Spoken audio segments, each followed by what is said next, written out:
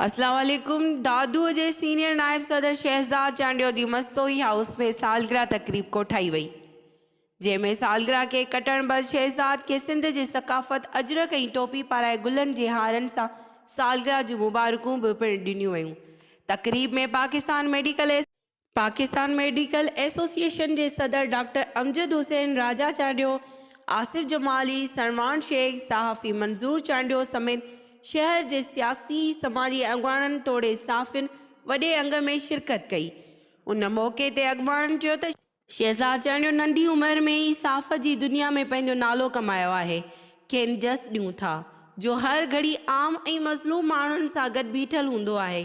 पंहिंजे कलम ज़रिए हर ज़ुल्म के खिलाफ लिखी समाज जो असल चेहरो साम्हूं आणे थो। मंजूर चांडियो, अमल न्यूज़, दादू।